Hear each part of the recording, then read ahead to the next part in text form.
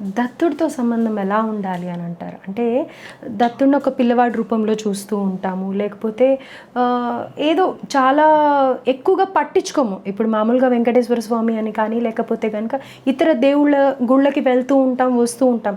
రాఘవేంద్ర స్వామి కానీ, లేకపోతే ఇలా దత్తుల వారి గుళ్ళు కానీ చాలా అరుదుగా చూస్తూ ఉంటాం, వెళ్తూ ఉంటాం. అవును. సో అది ఎలా మన ప్రయాణం మొదలు పెట్టాలి అని అంటారు గురువుతో? గురువుతో మనకి గురువు కావాలి. నేను ఇందాకే చెప్పాను, నగురోరధికం. ఇక్కడ మనం ముఖ్యంగా ఆలోచన చేస్తే గురుర్ బ్రహ్మ, గురుర్ విష్ణు, గురుదేవో మహేశ్వర. ముగ్గురు త్రిమూర్తి స్వరూపమే గురువు.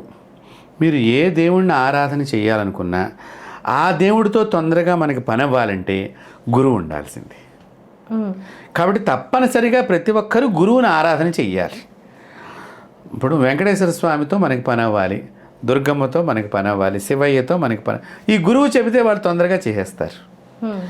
మనం పూజ చేసినా చేయకపోయినా గురువు గారు చెప్పంగానే వారి దేవతలందరూ కూడా మాట వింటారు. కానీ గురువు గనక మనల్ని ఏదన్నా శాపం పెట్టినా, గురువు బాధపడ్డా మన వలన, దేవతలు కూడా ఏమీ చేయలేరు.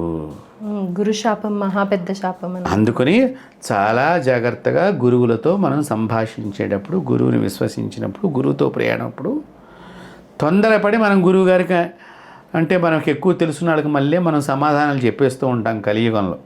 అది చెప్పకుండా ఉండటం ఉత్తమము.